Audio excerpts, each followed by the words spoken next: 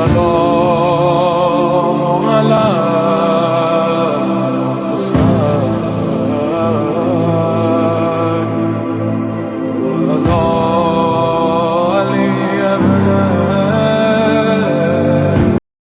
جس مجلس میں بھی مجھے آپ شریک کرنا چاہیں، خدا را میری تصویر کسی اشتہار میں شائع نہ کریں۔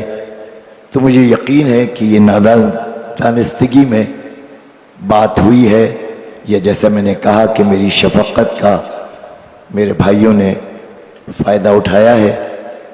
دوسری بات یہ کہنا چاہوں گا کہ جو کلام میں آپ کے سامنے پیش کرنا چاہ رہا ہوں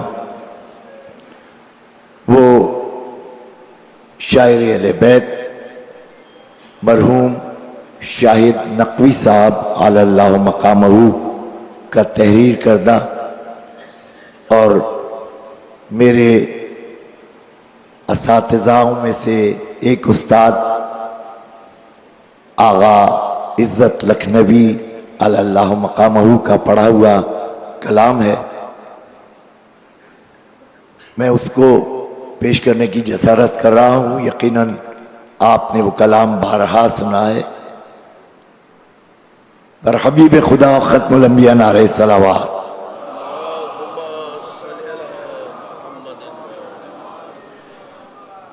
وہ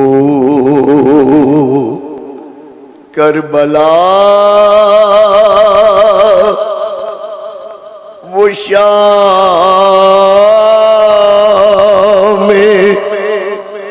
غریباں وہ تیرگی وہ زینب حزین وہ حفاظت خیام کی آیا وہ ایک سوار قریب خیام شاہ بیٹی علی کی خیز میں سوئے فرس بڑی الٹی نقاب چہرے سے اپنے سوار نے پیش نگاہ زینب مظلوم تھے علی ہر چند صابرہ تھی بہت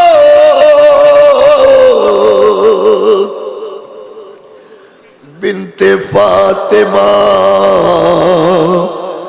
بے ساختہ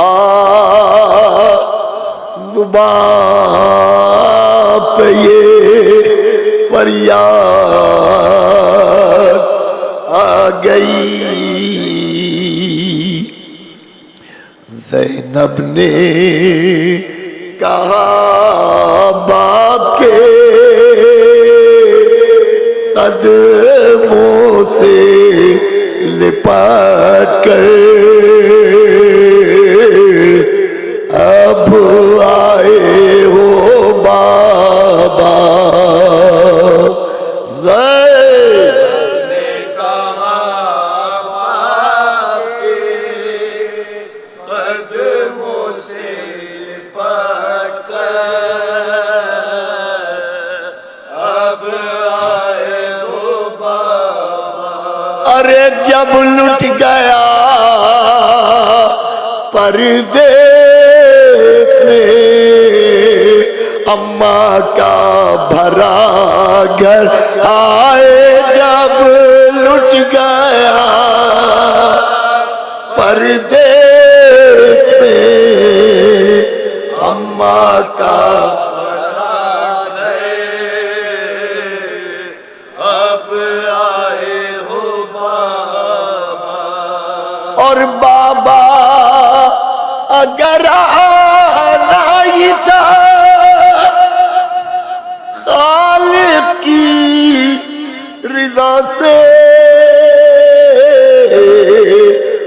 وقت نہ آئے، ارے جب خاک پر دم توڑ رہا تھا میرا اکبر، ہائے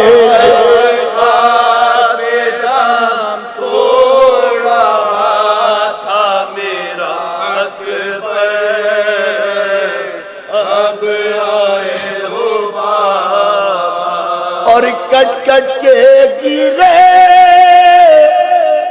نہر پر جب بازوئے عباس، اور کوئی نہ تھا پاس، اس وقت صدا آپ کو دیتا تھا دلاور، آئے اس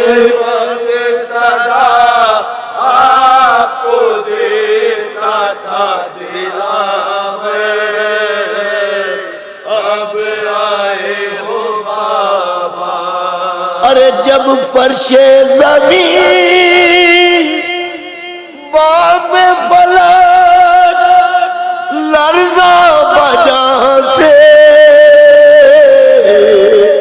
اس وقت کہاں تھے جب باپ کے چلو میں تھا خون علی اصغر، آئے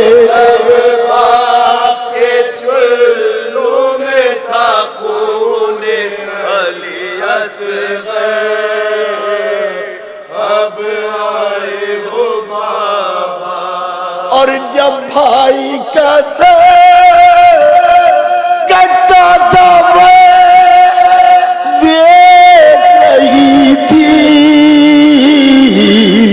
حضرت کو صدا دی، سر کھولے ہوئے روتی تھی میں خیمے کے در پر، ہائے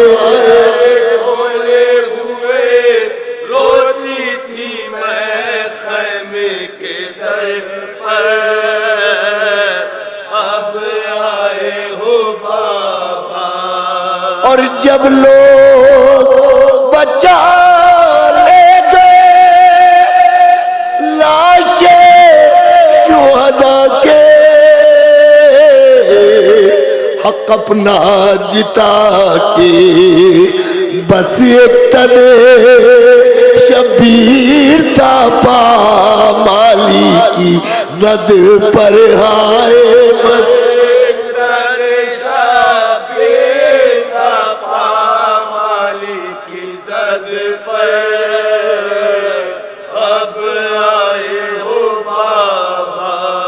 اور جب بالی سکینہ کے گوہر چینے گئے تھے، لگتے تھے تماچے حسرت سے مجھے دیکھتی تھی بانوئے مزتر، آئے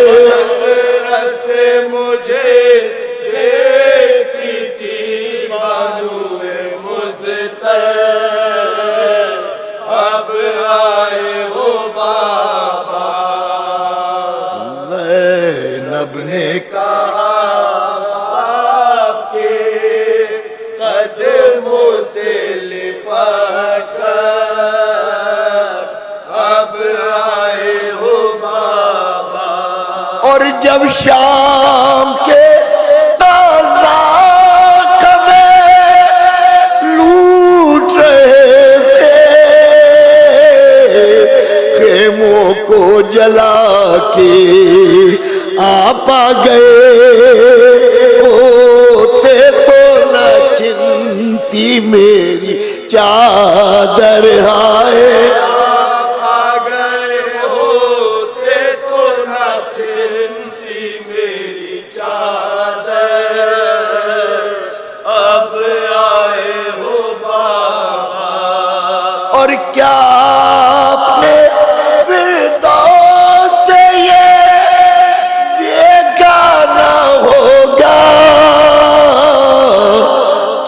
حشر بپا تھا جب پشت سے بیمار کے کھینچا گیا بستر ہائے جب پشت سے بیمار کے کھینچا گیا بستر اب آئے ہو بابا اور ایک رات کے مہمان پھر قید و سلاسل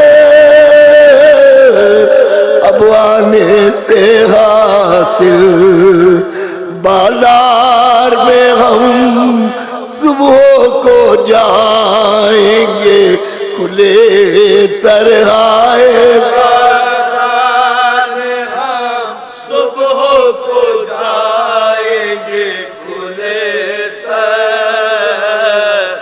اب آئے ہو بابا زینب نے کہا باپ کے قدموں سے لپٹ کر اب آئے ہو بابا تو شاہد رخ حیدر پر بکھر جاتے تھے آنسو جب کھول کے گیسو چلاتی تھی زینب میرے بابا میری چادر آئے چلاتی تھی زینب میرے بابا میری چادر اب آئے ہو بابا زینب نے کہا باپ کے قدموں سے لپٹ کر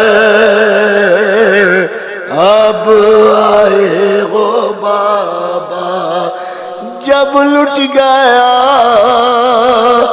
پردیس میں اماں کا بھرا گھر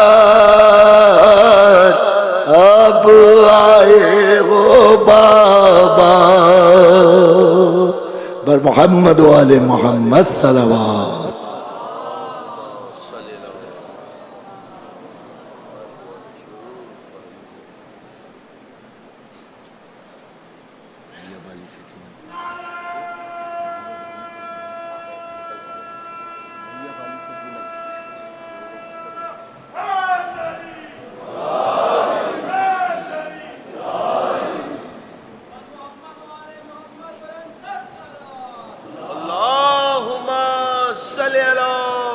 محمد والے محمد صلوات علی محمد وآل محمد اللہم صلی علی محمد والے محمد اللہ اکبر یا رسول اللہ یا علی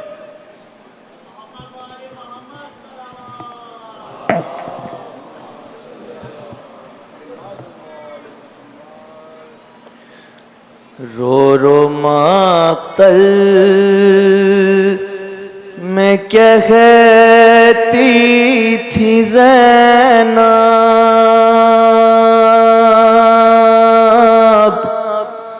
بھیا بالی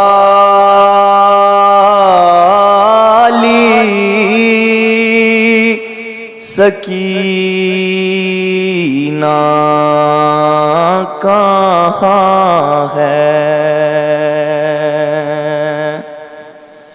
رو رو مقتل میں کہتی تھی زینب بھیا بالی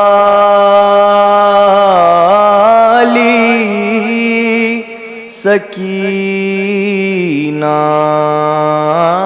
کہاں ہے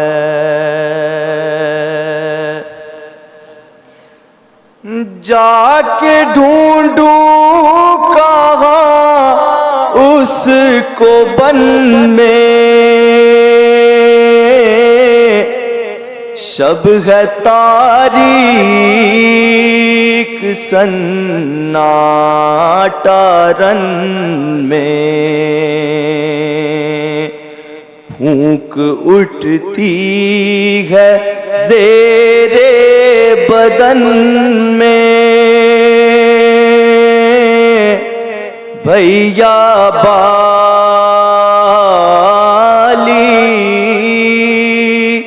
سکینہ کہاں ہے؟ اور اٹھ کے دریا سے عباس آؤ، ساتھ اکبر کو تم لے کے جاؤ، ڈھونڈ کر تم سکینہ کو لاؤ، بھیا بالی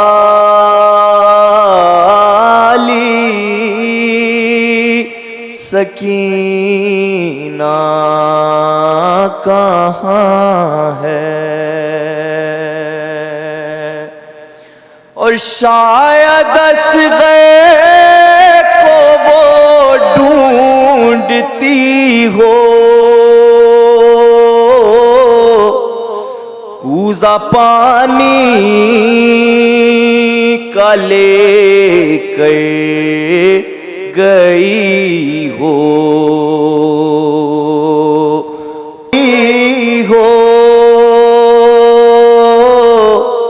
بھیا بالی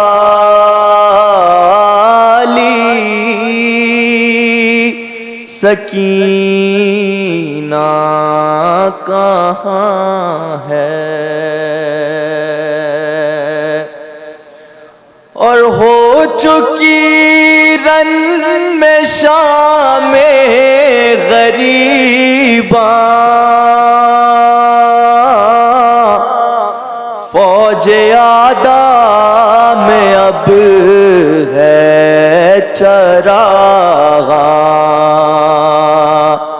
پوچھ کے رو رہے ہیں یہ سامان، بھیا بالی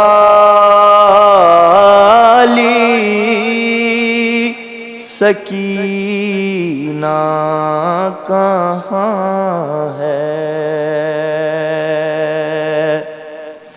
اور بھیا دیکھو تو قسمت ہماری جائے گی کس طرح یہ سواری، ہوگی محمل نہ اب وہ ہماری، بھیا بالی سکینہ کہاں ہے؟ اور روتے روتے جو نیند آ گئی ہے، غم کے طوفان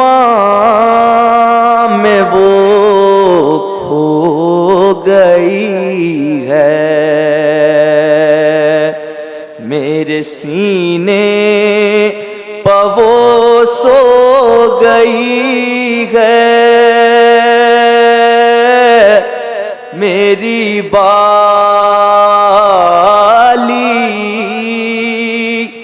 سکینہ کہاں ہے؟ اور شہ کہاں اب سکینہ کہاں ہے؟ کارواں کر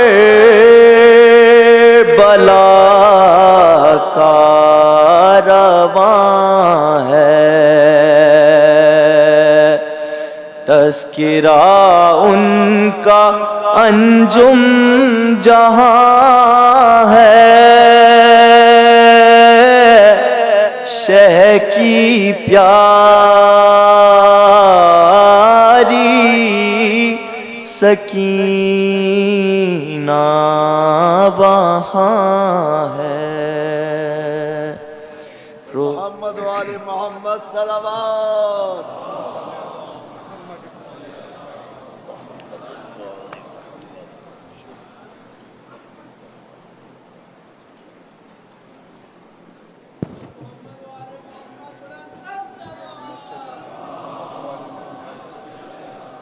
ہیلو، آپ تھے عالمی شہرت یافتہ نوحہ خان، سرمایہ ملت جعفریہ،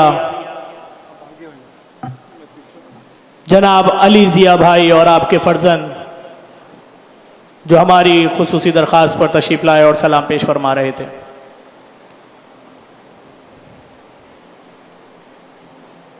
انچولی سوسائٹی، جس کو سادات کالونی بلاک 20 کہا جاتا ہے، سادات کی بستی ہے، تقریباً 1 محرم سے لے کر 10 محرم تک 1100 سے زائد عزاخانوں میں روزانہ مجالس برپا ہوتی ہیں، عشرہ مجالس۔ تاریخ میں پہلی بار ایسا ہوا ہے، 1 محرم سے واٹر بورڈ نے اس علاقے کا پانی بند کیا ہوا ہے، مومنین کو جو مشکلات درپیش ہیں۔ شب عاشور ہے، نہ دعا دیں گے نہ بد دعا دیں گے، لیکن اپنا احتجاج ضرور ریکارڈ کراتے ہیں کہ مومنین نے جس پریشانی کے عالم میں مجالس کی ہیں، صرف اتنا کہیں گے اگر حکومت وقت سن رہی ہے تو اس HCN سے رابطہ کرے، یا اگر کوئی پروگرام کا حصہ تھا کہ 20 نمبر کے لوگوں کے ساتھ یہ کرنا، تو اس کے بعد ہم کیا بول سکتے ہیں۔ اس محلے کے تمام لوگوں نے اپنے بچوں کو خیر العمل اسکاؤٹ میں شامل کیا، جو اس وقت گلیوں میں میدانوں میں آپ کی خدمت کر رہے ہیں 1 محرم سے 10 محرم تک، جس کے لیے ہم اراکین PJP ٹریول اور اہل محلہ خیر العمل ٹرسٹ کے لیے دعا کرتے ہیں کہ وہ اپنی کاوشیں جاری رکھیں۔ مرکزی تاریخی عشرہ محرم الحرام کے سلسلے کی آج 10ویں اور آخری مجلس، یعنی مجلس شام غریبہ کے لیے میں دعوت خطاب دوں گا حضرت آیت اللہ مولانا عقیل الغروی صاحب کو کہ آئیں اور اس مجلس شام غریبہ سے خطاب فرمائیں۔ بر حبیب خدا ختم الانبیاء بآواز بلند نعرہ صلوات۔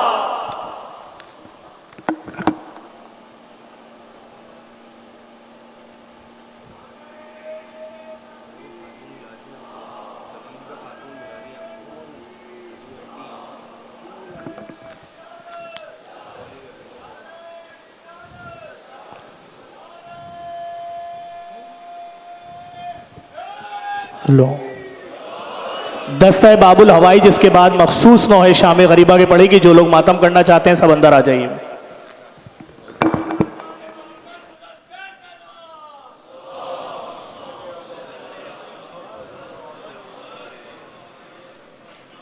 اعوذ باللہ من الشیطان الرجیم،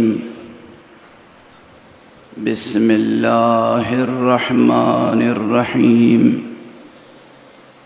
الحمد للہ رب العالمین،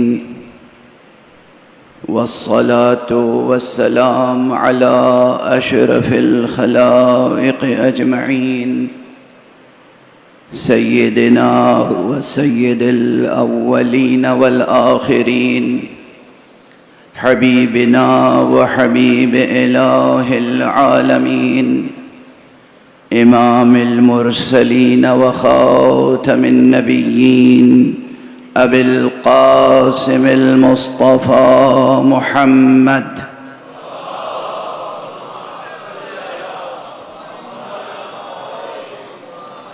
وعلى أهل بيته الطيبين الطاهرين الهداة المهديين المعصومين المظلومين، وعلى صحبهم المنتجبين المنتخبين المتقين الأبرار، واللعنة الدائمة على أعداء الحق والدين.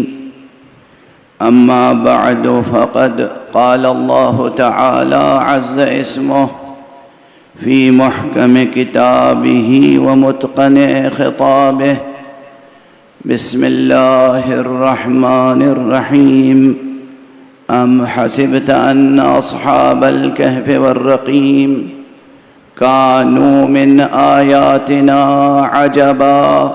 صدق الله العلي العظيم.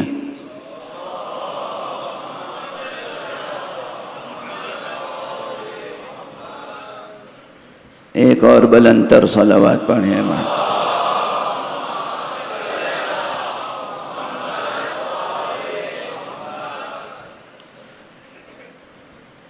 ایک مرتبہ اور سب مل کر ہم آہنگہ طور پر بلند صلوات.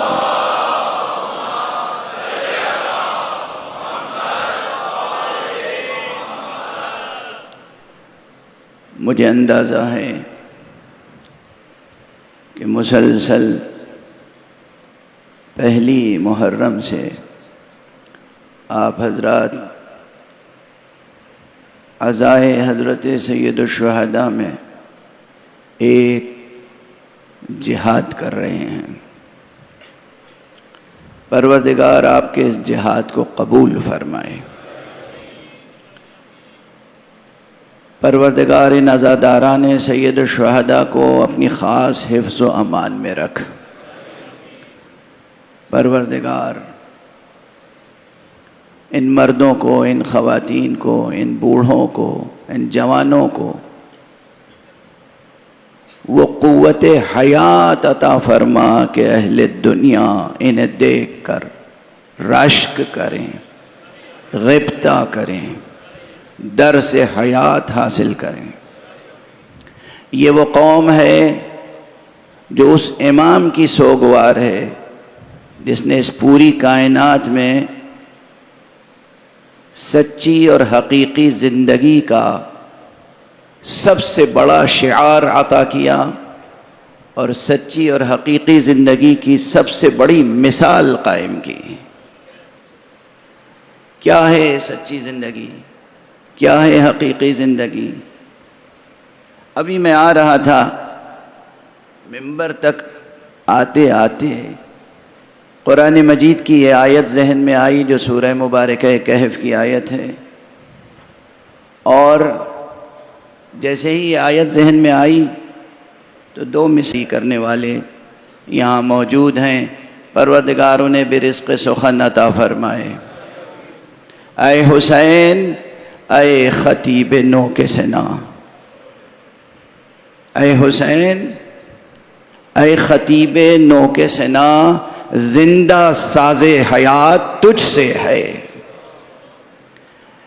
حضرت امام حسین علیہ السلام نے یہ آیت کریمہ سورہ کہف کی 9 کے نیزہ پہ تلاوت فرمائی تھی.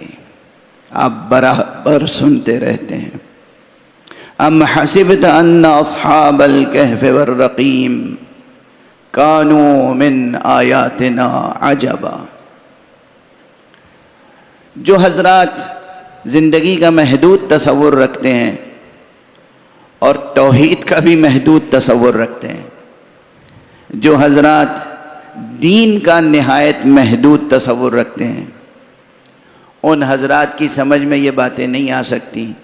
وہ انکار کرتے ہیں، کہتے ہیں جھوٹ ہے، غلط ہے، یہ داستان ہے، افسانہ ہے، گڑھی ہوئی روایتیں ہیں، ایسا کچھ نہیں ہوا تھا، اور پتہ نہیں کس قسم کی باتیں کرتے ہیں.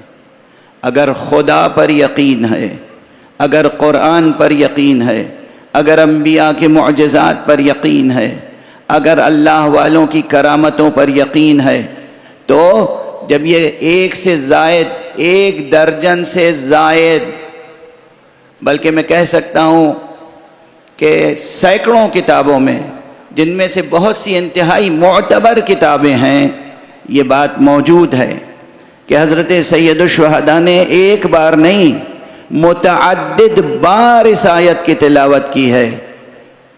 ام حسبت ان اصحاب الکہف والرقیم کانوا من آیاتنا عجبا. کیا تو نے یہ سمجھ رکھا ہے کہ اللہ کی نشانیوں میں سے، عجیب ترین نشانی، عظیم ترین نشانی، شگفت ترین نشانی، شگفت انگیز نشانی اصحاب کہف تھے.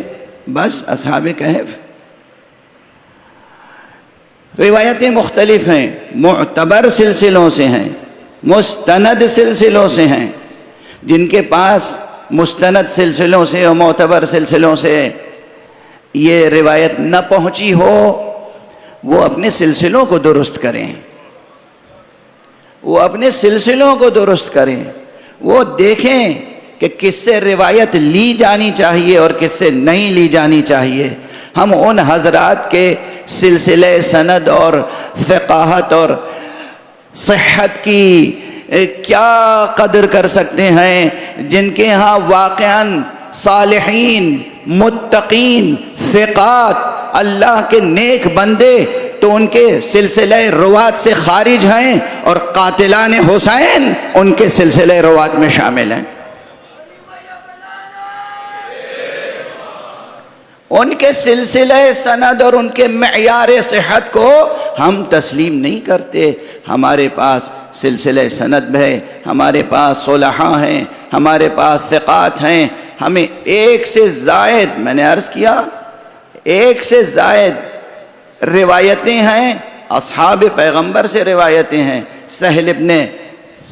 سہل ساعدی سے روایت ہے، زید ابن ارقم سے روایت ہے، اور ابن وکیدہ سے روایت ہے. ابن وکیدہ یقیناً دشمنوں میں سے ہے. نہ جانے کتنے دوستوں اور دشمنوں دونوں نے جب روایت کی ہو تو پھر شک کا کہاں مقام رہ جاتا ہے. کبھی کوئی فضیلت ہوتی ہے، معلوم ہے دوستوں نے نقل کی، عقیدت مندوں نے نقل کی، امام جو لوگ امام مانتے تھے بس انہوں نے نقل کی.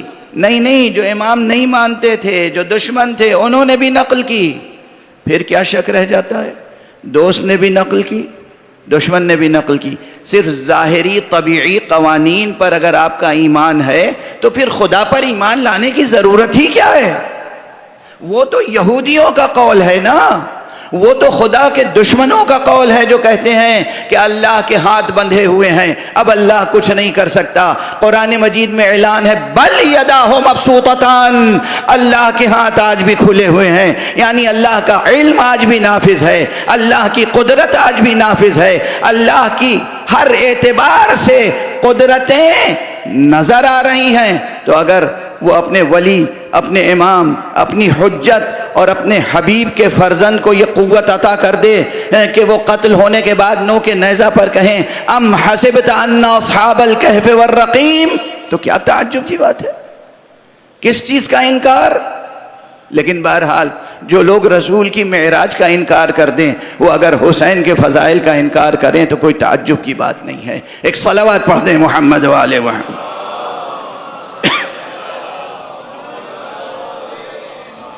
میں زیادہ دیر تک فضائل پڑھنا نہیں چاہتا، لیکن آپ حضرات کے اذہان ہمیشہ مستعد اور کھلے ہوئے ہوتے ہیں، اس لیے باتیں جو ضروری زبان پر آتی چلی جاتی ہیں گزارش کرتا چلا جاتا ہوں. آج روز عاشور گزر گیا ہے تو آج بطور خاص اس وقت اس طرح کی روایتوں پر غور کرنے کا موقع ہے. ایک سوال مجھ سے کیا تھا ایک بہت بڑے خطیب نے، خود وہ اللہ ان کے درجات بلند فرمائے اور کروٹ کروٹ جنت نصیب فرمائے. میں نام نہیں لینا چاہتا اس وقت، اس لیے کہ انہوں نے سوال کیا تھا مجھ سے اور میں نے جواب دیا تھا تو کوئی تظاہر کا پہلو پیدا نہ ہو. انہوں نے مجھ سے کہا کہ آپ یہ بتائیے کہ امام حسین نے نو کے نیزہ پر سورہ کہف ہی کی اس آیت کی بار بار تلاوت کیوں فرمائی؟ اور اس عنوان پر میں نے اس سے پہلے خود اسی ملک میں، پاکستان میں، ملتان میں اور مختلف جگہوں پر نسبتاً ایک تفصیلی جواب دیا ہے. آج ان جوابوں کو جو دے چکا ہوں پہلے دہرانا مقصود نہیں ہے. آج ایک مختصر سا نیا جواب گزارش کر کے آگے بڑھ رہا ہوں. اگر کوئی انسان غور کرے کہ اصحاب کہف و رقیم کا واقعہ ہے کیا، تو ظاہر قرآنی واقعہ ہے اور تاریخ میں، تاریخ اسلامی میں محفوظ ہیں. اب کیا عرض کروں, یہاں بین قوسین ود ان بریکٹس یہ بھی ذکر کر دوں کہ دنیا میں بہت سی ثابت حقیقتوں کے منکر موجود ہیں. چنانچہ اصحاب کہف کے واقعے کے بھی منکر مسیحی خود موجود ہیں. مستشرقین ہیں جو قرآن اور اسلام پر صبح شام اعتراضات کرتے رہتے ہیں. وہ اصلاً یہ کہتے ہیں کہ یہ اصحاب کہف کا پورا واقعہ ایک کہانی ہے, ایک افسانہ ہے, ایک فکشن ہے, جسے محمد ابن عبداللہ نے صلی اللہ علیہ وآلہ وسلم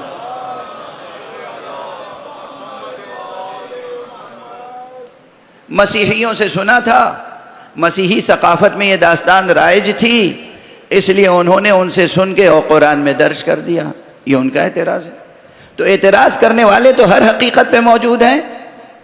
جو خود اصل واقعہ اصحاب کہف پہ اعتراض کرنے والے جب دنیا میں موجود ہیں, تو آقا امام حسین علیہ السلام کی شان تلاوت پر اعتراض کرنے والے بھی اگر موجود ہوں تو کیا تعجب کی بات ہے.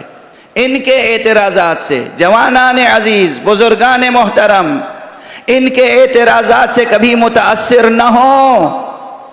ان کے اعتراضات سے آپ کے دلوں میں, آپ کے ذہنوں میں جو حقیقتیں پہلے سے راسخ ہیں, ان حقیقتوں کے بارے میں کبھی شک و شبہ پیدا نہ ہو. بس ایک مختصر سا جواب عرض کر کے آگے بڑھ رہا ہوں.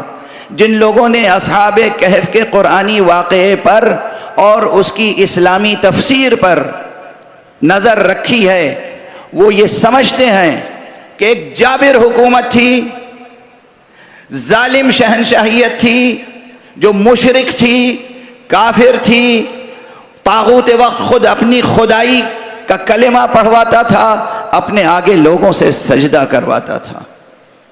پوری مملکت اسی کے اعتقاد کی پابند ہو چکی تھی. عموماً کہا جاتا ہے, معصوم سے بھی یہ روایت ہے کہ الناس علی دین ملوکہم, لوگ تو اپنے بادشاہوں کے دین کو اختیار کر لیتے ہیں. لوگ تو عوام الناس کسی ملک کے شہری عام طور پر اپنے حکمراں کے نظریات کو قبول کر لیتے ہیں. تاریخ میں دیکھیے یہ ہوتا آیا ہے. اس ماحول میں اس وقت بھی یہی کیفیت تھی. جو موحد تھے وہ بھی اپنے کلمہ توحید کو زبان پر جاری نہیں کر سکتے تھے, اور اگر کوئی جاری کرتا تھا تو سخت ترین سزاؤں کا سامنا ہوتا تھا. اس ماحول میں صرف 7 افراد ایسے تھے جنہوں نے ایک عظیم اکثریت کے مقابلے میں اپنی انتہائی قلیل اقلیت کے ساتھ کلمہ توحید کا پرچم بلند کیا اور اس طاغوت وقت کو شکست دی. اگر یہ واقعے کا خلاصہ آپ کے سامنے ہے تو آپ سمجھ سکتے ہیں کہ اہل دنیا یہ نہ سمجھے کہ پوری اسلامی اس وقت آبادی یزید کے ساتھ تھی.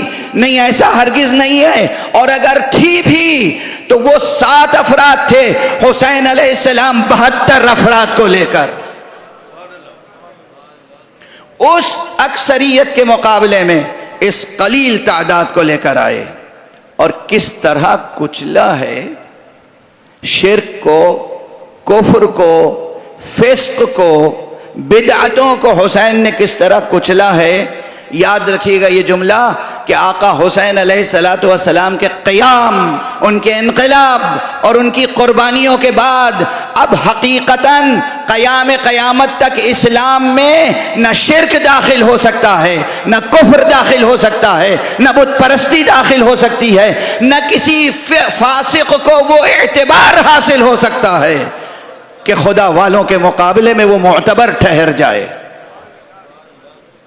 یعنی آقا امام حسین علیہ السلام کی یہ شان تلاوت ایک عظیم پیغام بھی رکھتی ہے, مماثلت بھی رکھتی ہے. وہ اصحاب کہف تھے, یہ حسین تھے.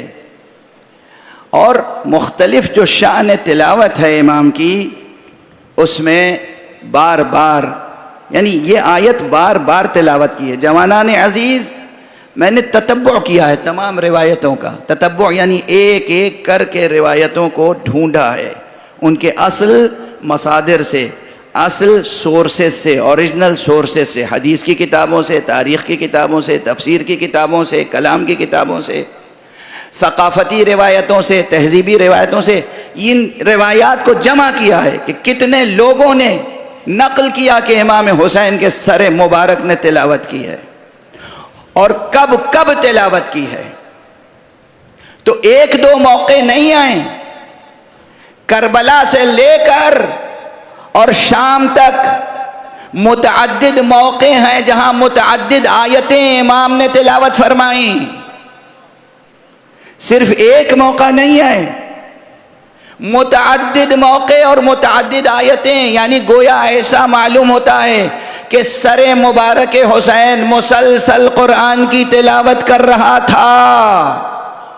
الحمد سے لے کر والناس تک مسلسل تلاوت ہو رہی تھی. لیکن جہاں کوئی ایسا نظر آ جاتا تھا کہ اس کو اس آیت کا پیغام دینا ہے, وہاں وہ آیت بلند آواز سے تلاوت فرماتے تھے.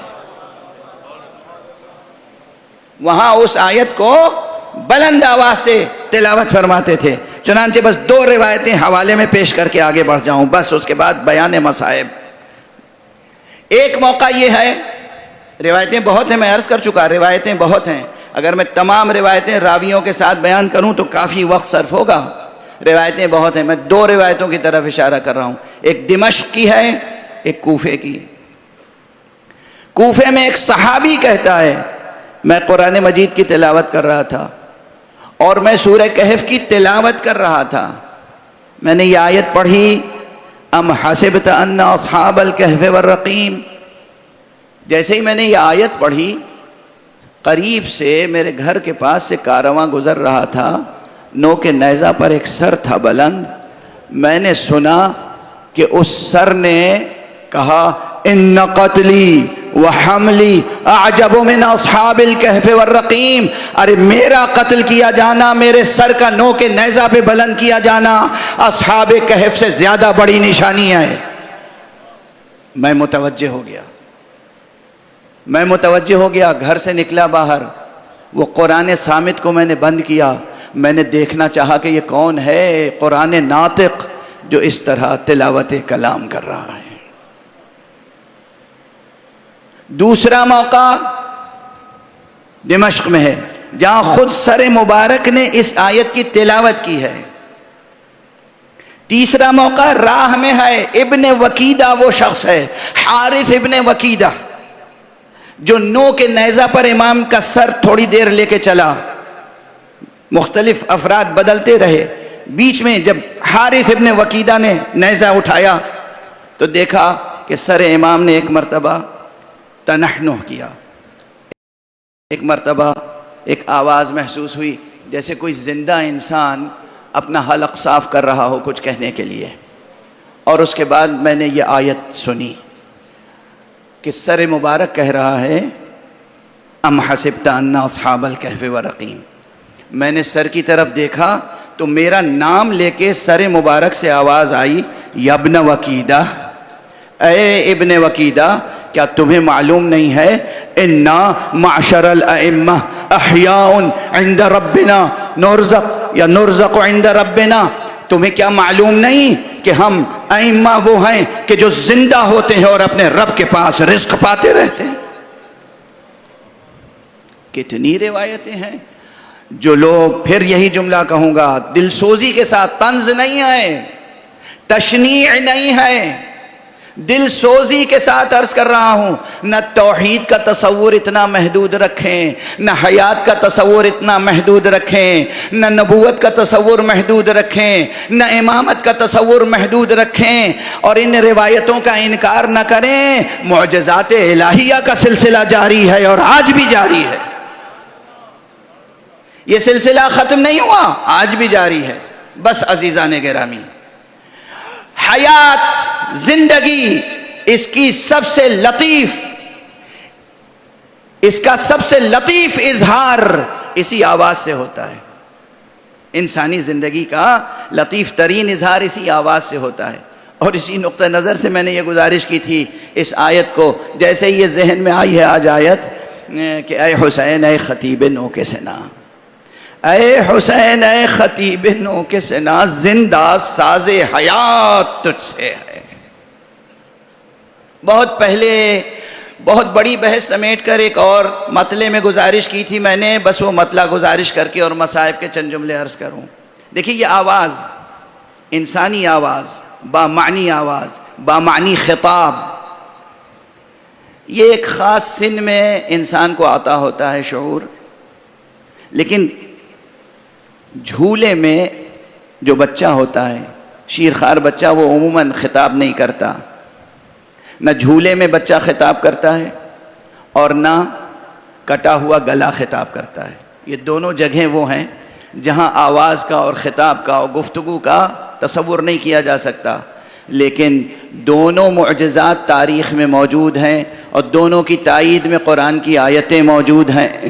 تو اسی نقطہ نظر سے میں نے گزارش کی، ایک بڑی کلامی بحث کو سمیٹ کر گزارش کیا کہ آواز سخن ہے کہاں سے کہاں تلک، آواز سخن ہے کہاں سے کہاں تلک، گہوارے مسیح سے نو کے سنا تلک، گہوارے مسیح سے نو کے سنا تلک۔ اللہ کے معجزات کا سلسلہ جاری ہے، زندگی کی قوت کا اظہار ہو رہا ہے۔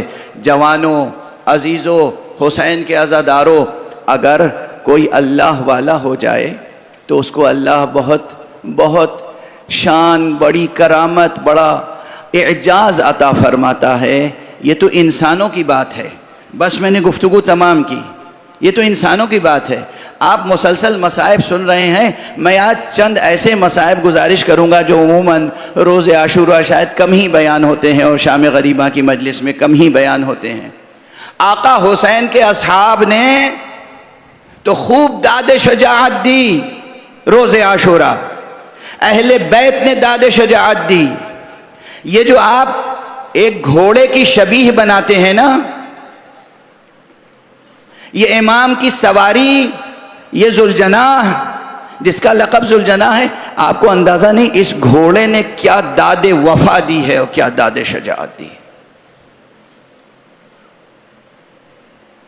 عباس کے اسب با وفا کا تذکرہ 8 محرم کو سن چکے آپ۔ حضرت عباس نے جب اپنے گھوڑے کو پانی میں ڈالا تو اس گھوڑے نے بھی پانی پینے سے انکار کر دیا تھا۔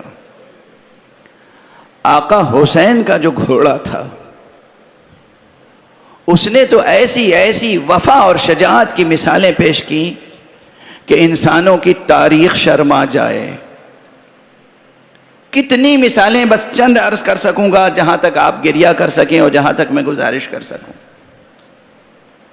جب آخری وقت کوئی نہیں رہ گیا اور امام حسین نے اپنے فرزند سے وصیتوں کے بعد، آخری سلام کے بعد رخصت لی اور میدان کی راہ لی، سید سجاد کو الوداع کہا۔ جناب فاطمہ بنت الحسین جو کربلا میں موجود تھیں، انہیں ایک وصیت نامہ لکھ کے دیا، بیٹی یہ تم رکھنا اپنے پاس، اور بعد میں جب مدینے پہنچنا تو سید سجاد کو دے دینا۔ اس کے بعد تمام بیویوں سے رخصت ہوئے اور جب خیمے سے باہر آئے ہیں تو ایک مرتبہ داہنی طرف دیکھا، بائیں طرف دیکھا، اب کوئی نظر نہیں آ رہا تھا۔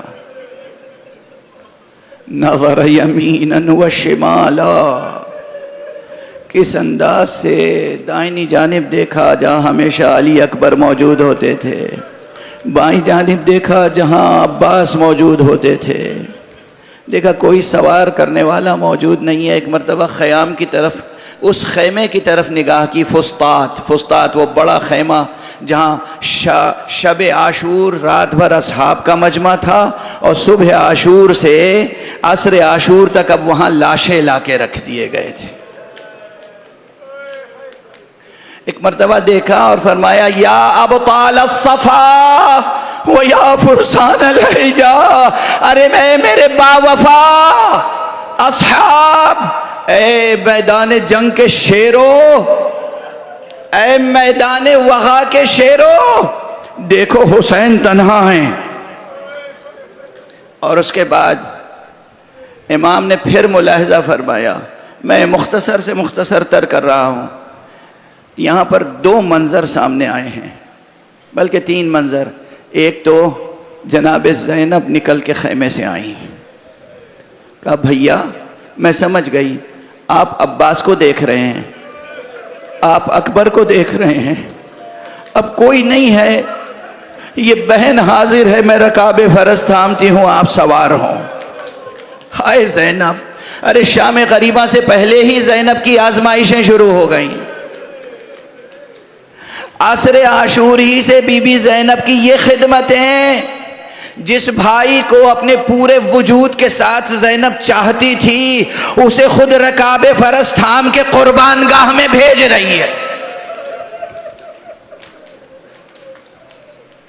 ادھر جناب زینب ہیں اور ادھر ایک منظر اور ہے، آقا حسین کی وہ چھوٹی بچی، سینے پر سونے والی بچی، وہ بھی خیمے سے آ گئی، لیکن اس طرح آئی کہ کسی کی نظر نہ پڑی، نہ حسین نے دیکھا نہ زینب نے دیکھا. وہ بچی آئی اور گھوڑوں کے ٹاپوں سے، گھوڑوں کے سموں سے لپٹ کے گریا کر رہی تھی، کہہ رہی تھی اے میرے بابا کے وفادار راہوار، ارے میرے بابا کو قتل ہونے کے لیے نہ لے جا. آقا حسین فرس پر تشریف فرما ہوئے، فرس کو حرکت دی کہ وہ میدان کی طرف چلے. فرس نے یہیں گردن جھکائی ایک مرتبہ زمین کی طرف، پھر گردن اٹھائی آقا کی طرف. آقا نے دیکھا گھوڑے کی آنکھوں سے آنسو جاری ہیں، گھوڑا کوئی اشارہ کر رہا ہے. امام نے دیکھا وہ بچی سینے پہ سونے والی، سموں سے لپٹی ہوئی. اجرکم علی اللہ. آقا حسین نے پھر بچی کو پیار کیا، بہت سمجھایا، بہن کے حوالے کیا. اور اس موقع پر یاد رکھیے گا، آج اس بچی کے بس 2 جملے عرض کروں گا. ایک جملہ یہ ہے کہ بچی نے اپنی حیرت زدہ آنکھوں سے بابا کو دیکھا اور کہا بابا اب آپ بھی مرنے کے لیے تیار ہو گئے. یہ چھوٹی بچی ہے، چھوٹی بچی کہتی بابا آپ بھی مرنے کے لیے تیار. آقا حسین نے بچی کو رخصت کیا اور میدان کی طرف آگے بڑھے. یہ رہوار ہے، اس نے اور بہت سے کام کیے ہیں روز عاشورہ. بہت سی باتیں ہیں جو اس راہوار سے متعلق ہیں، اور یہ داستانیں نہیں ہیں، یہ کہانیاں نہیں ہیں، یہ قصے نہیں ہیں، یہ واقعات ہیں. یہ واقعات ہیں. اور واقعہ کسے کہتے ہیں اور کیسے حاصل ہوتا ہے اور کیسے ثابت ہوتا ہے، کوئی بہت ذوق رکھتا ہو تو اس فقیر کے پاس آ جائے، مباحثہ کر لے، گفتگو کر لے. اس گھوڑے نے بہت ساتھ دیا تھا. جب اکبر شہید ہوئے تھے نا، اکبر کے لاشیں تک لے جانے میں اس گھوڑے نے کس طرح آقا حسین کا ساتھ دیا تھا. جب عباس شہید ہوئے تھے اس وقت عباس کے لاشیں تک لے جانے کے لیے اس گھوڑے نے کتنا ساتھ دیا تھا. ارے عباس کے شانے کٹے ہوئے جہاں راستے میں تھے وہاں رک رک کے آقا حسین کو توجہ دلائی. یہاں عباس کا شانہ ہے آقا. یہاں اب سب شہید ہو چکے، چلتے چلتے یہ گھوڑا رک جاتا ہے، چلتے چلتے رک جاتا ہے. آقا حسین نے اس سے کہا اے میرے اسب با وفا، اب زیادہ دیر تک میں تجھ سے کام نہیں لوں گا، بس تھوڑی دیر، تھوڑے سے مرحلے اور رہ گئے، مجھے بس قتل گاہ تک جانا ہے. مگر یہ اسب با وفا، ایک عجیب جملہ اس وقت زبان پر آ رہا ہے، کہہ لینے دیجئے. بڑے بڑے سورماؤں کے لیے کہا جاتا ہے ارے اس وقت تو یہ ایک اسب با وفائے حسین بھی ایک لشکر کی طرح کام کر رہا تھا. جب امام حسین پر حملہ کرنے والے قریب آتے تھے تو یہ اپنی ٹانپوں سے ان پر حملہ کرتا تھا. اور بس اب تیزی سے میں چاہتا ہوں کہ مجلس ختم ہو جائے.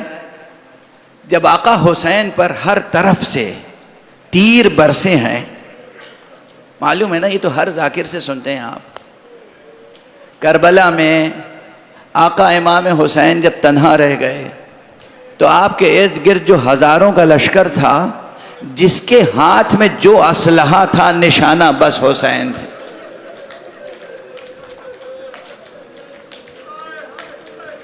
جس کے پاس تیر تھے وہ امام حسین کو تیر کا نشانہ بنا رہا تھا، جس کے پاس نیزے تھے وہ نیزے سے حملہ کر رہا تھا، جس کے پاس شمشیر تھی شمشیر سے حملہ کرنا چاہ رہا تھا. ارے جس کے پاس کچھ نہیں تھا زمین سے پتھر اٹھاتا تھا. اور حسین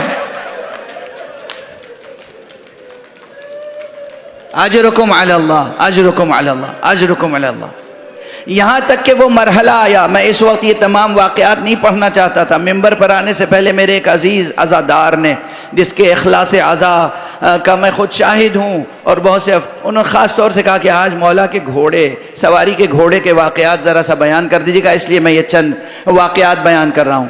آقا کے جسم نازنی پہ اتنے تیر تھے کہ جب آپ گھوڑے سے زمین پر آ رہے تھے تو براہ راست تشریف نہیں لا سکے، بلکہ تیروں پر جسم نازنی معلق رہا. اور اس موقع پر گھوڑے نے 2 خدمتیں انجام دیں بطور خاص. ایک تو خود اپنے کو جھکا دیا، یہ آگے کے دونوں پاؤں زمین پہ جھکائے، جھک گیا تاکہ آقا زمین پر آئے تو آقا کے جسم نازنی کو مزید صدمہ نہ پہنچے. اور جب امام تیروں پہ معلق اسے نظر آئے تو امام کا طواف کرتا تھا اور اپنے منہ سے ایک ایک تیر جسم امام سے کھینچتا.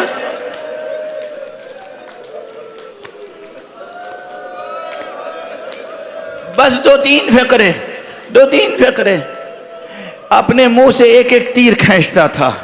اور جب امام اپنے سینے پہ خود زور ڈال رہے تھے، جب تمام تیر پشت کی طرف سے نکل گئے، امام نے وہ یادگار سجدہ کیا جو آدم سے لے کر روز قیامت تک تمام سجدوں کی آبرو ہے.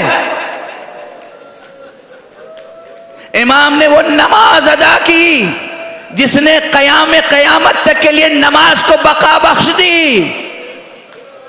یہ گھوڑا امام کا طواف کر رہا تھا، اور اس کے بعد قبل اس کے کہ آقا کا سر قلم ہوتا، جیسے معلوم ہوتا ہے کہ یہ منظر گھوڑا بھی دیکھنا نہیں چاہتا تھا، قبل اس کے کہ آقا کا سر قلم ہوتا، امام زمین کربلا پر ہیں، نشیب میں، قتل گاہ میں ہیں. اس گھوڑے نے ایک مرتبہ اپنی پیشانی خون حسین میں رنگین کی اور خیام حسینی کا رخ کیا. جب خیام حسینی کے سامنے پہنچا ہے، در خیمہ حسینی پر، خیمے کے اندر گھوڑے کے ٹاپوں کی آواز پہنچی ہے تو جناب سکینہ خوش ہوئی. ارے پھوپھی اماں، بابا آ گئے، بابا آ گئے. رباب نے سنا سکینہ کہہ رہی ہے بابا آ گئے. ام کلثوم نے سنا سکینہ کہہ رہی ہے بابا آ گئے.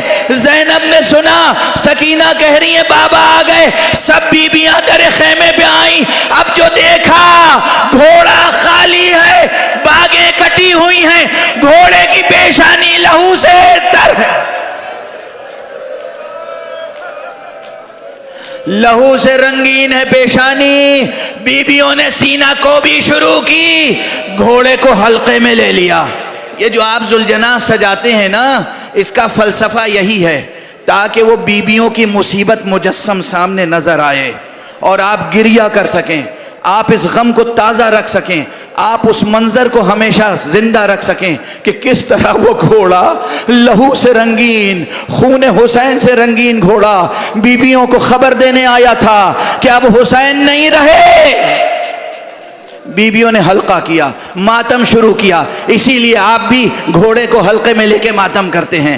یہ ایک غم انگیز منظر کو یاد رکھنا ہے. سب ماتم کر رہے تھے، بیویاں ماتم کر رہی تھیں، لیکن کچھ دیر کے بعد جناب زینب نے ایک مرتبہ دیکھا کہ سب تو ہیں حلقہ ماتم میں، خود سکینہ نہیں ہے. سب حلقہ ماتم میں ہیں، خود سکینہ نہیں آئیں. ایک مرتبہ جناب زینب نے ادھر ادھر دیکھا وہ سکینہ ساکت، جیسے جامد، ساکت، خاموش کھڑی ہوئی ہے در خیمہ پر. در خیمہ پر. بی نے حالت دیکھی.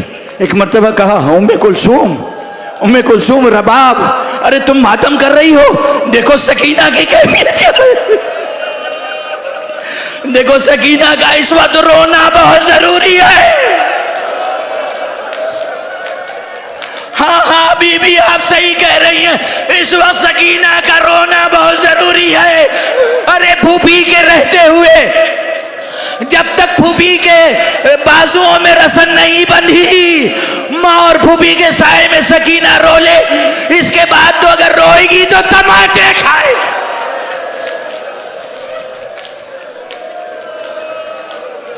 بی بی رباب، ام کلثوم، سکینہ کا رونا بہت ضروری ہے. بیبیاں آئیں، بیٹی سکینہ آؤ. دیکھو اب بابا آنے والے نہیں ہیں، بابا شہید ہو گئے. دیکھو گھوڑے کی پیشانی پر بابا کا لہو ہے. سکینہ نے سنی بات، بڑے وقار سے، بڑے تحمل سے، بڑے صبر سے آہستہ آہستہ قدم رکھتی ہوئی آگے بڑھی. سکینہ گھوڑے کے پاس آئی. گھوڑے نے پھر پہچانا یہ وہی بچی ہے جو سموں سے لپٹی ہوئی تھی. ایک مرتبہ گردن جھکا دی. اب سکینہ سموں سے نہیں لپٹی، سکینہ نے باہیں گھوڑے کی گردن میں ڈالی اور ایک سوال کیا، میرے بابا کے وفادار راہوار اتنا بتا دے، حل سقیا بھی ام قتلوہ عطشانا، ارے میرے بابا کو پانی پلایا گیا یا پیاسا شہید کیا.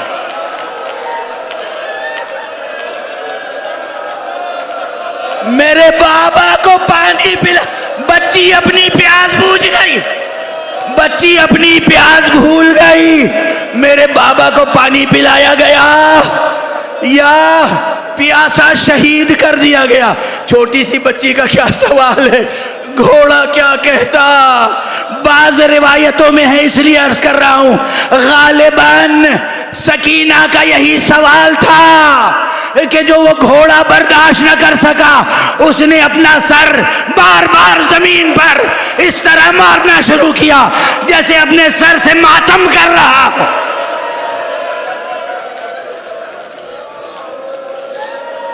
بس عزیزو، آقا کی شہادت کی خبر خیمے میں آئی اور کربلا میں سورج کو گہن لگا. شام سے پہلے شام غریبہ آ گئی.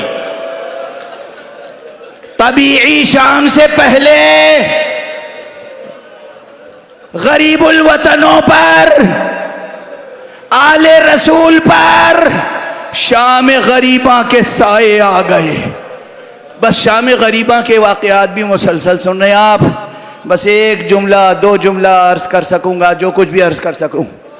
اس کے بعد آپ نوحہ کریں گے، ماتم کریں گے، آپ پرسہ پیش کریں گے رسول کو، آپ پرسہ دیں گے فاطمہ زہرا کو، آپ پرسہ دیں گے جناب امیر المومنین کو، آپ پرسہ دیں گے جناب امام حسن کو، آپ پرسہ دیں گے اپنے وقت کے امام کو. بس یہ شام غریبہ جو آئی ہے بیویوں پر، یہ عجیب شام تھی، اندوہناک شام.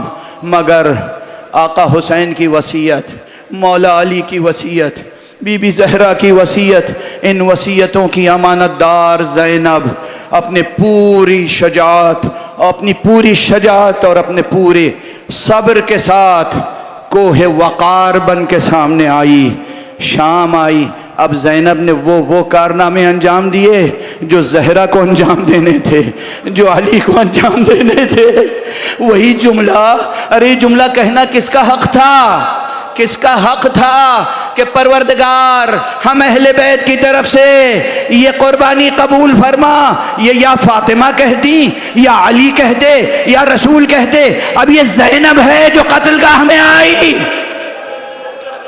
اور بی بی زینب نے، بھئی زینب کے قتل گاہ میں آنے کے 2 منظر الگ الگ ہیں. ایک منظر وہ ہے جب آقا حسین کا سر کٹا ہے لیکن ابھی جسم سلامت ہے، ابھی گھوڑے نہیں دوڑائے گئے، ابھی پامال نہیں ہوا ہے لاشا. قتل ہوتے ہی جب آئی ہیں، یہ اس وقت کی بات ہے کہ اپنے دست مبارک پر بھائی کا لاشا اٹھایا ہے اور فرمایا ہے اللہم تقبل منا هذا القربان، پروردگار ہم اہل بیت محمد کی طرف سے یہ قربانی قبول فرما۔ آپ کی آوازیں بلند ہیں، خواتین کی آوازیں بلند ہیں، بچے بوڑھے سب رو رہے ہیں۔ ایک یہ وقت ہے جب زینب آئی اور اس وقت بھائی کا لاشا ہاتھوں پہ اٹھا کے کہا پروردگار یہ قربانی قبول فرما۔ دوسرا موقع وہ تھا جب حسین کا لاشا پامال ہو چکا تھا، پسلیاں ٹوٹ کے ٹکڑے ٹکڑے ریزہ ریزہ ہو گئی تھی۔ ارے جب اس وقت زینب آئی پھر کہا ہے انت اخی، کیا تو میرا بھائی ہے؟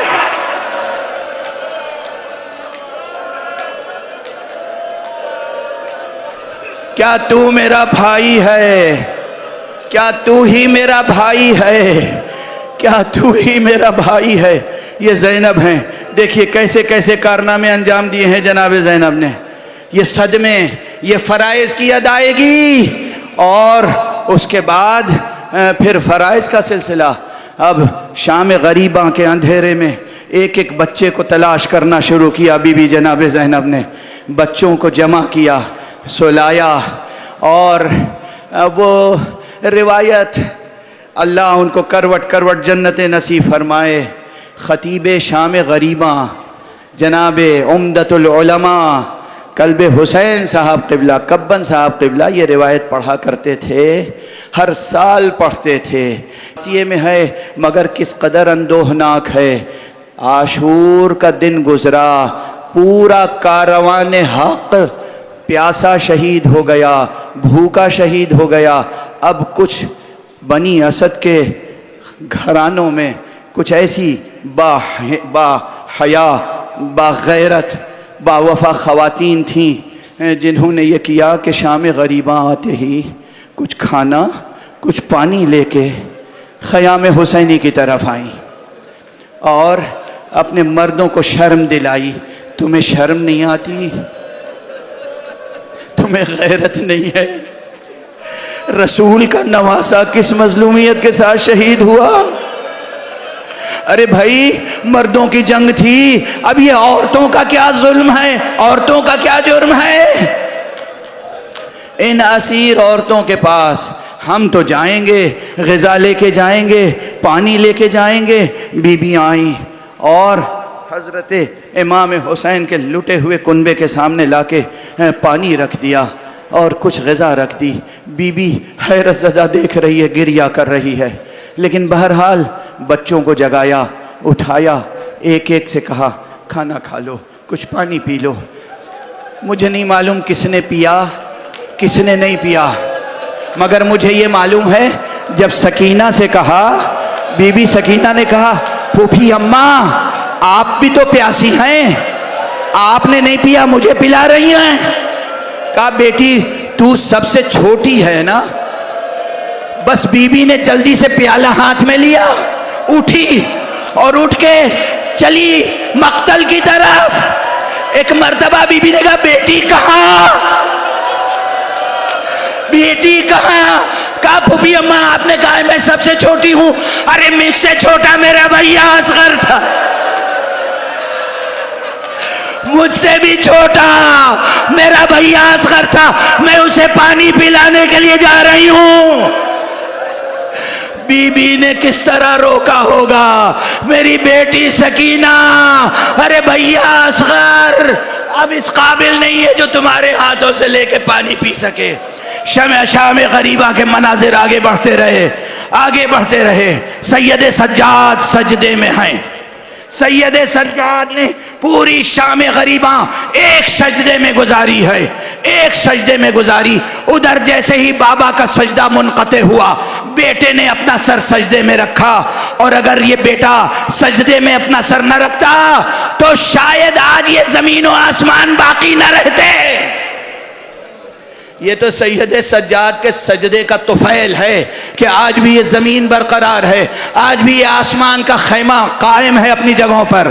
سید سجاد سجدے میں مشغول ہیں، زینب بچوں کو نگرانی کر رہی ہیں۔ ایک مرتبہ منظر بدلا، منظر بدلا، بی بی نے دیکھا کوئی آ رہا ہے، گھوڑے پر آ رہا ہے. بی بی نے وہیں سے آواز دی, اے آنے والے, خیمے جل چکے, مال لٹ چکا, مرد ذبح ہو چکے, اب کس لیے آ رہا ہے؟ اگر کچھ اور تیرے دل میں ہوس باقی ہے, کل آ جانا, صبح آ جانا. بچے ابھی رو رو کے ابھی سوئے ہیں, لیکن آنے والا آتا گیا, بڑھتا گیا. بی بی فاتح خیبر کی بیٹی ایک مرتبہ جلال آیا, آگے بڑھی, لجام فرس پہ ہاتھ ڈال دیا. میں بار بار کہہ رہی ہوں آگے نہ بڑھ, بچے سو گئے ہیں. آنے والے نے نقاب الٹی, میری بیٹی زینب,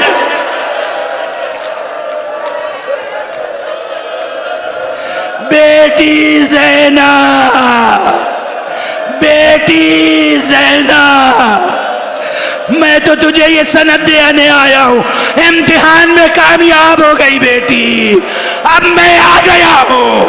ارے تھوڑی دیر تو بھی آرام کر. واہ حسینہ, واہ علیہ, واہ محمدہ, السلام علیک یا رسول اللہ, احسن اللہ لک العزاء فی ولدک الحسین, السلام علیک یا امیر المومنین, احسن اللہ لک العزاء فی ولدک الحسین, السلام علیک یا فاطمہ, احسن اللہ لک العزاء فی ولدک الحسین, السلام علیک یا ابا محمد ایھا الحسن, احسن اللہ لک العزاء فی اخیک الحسین یا حسین.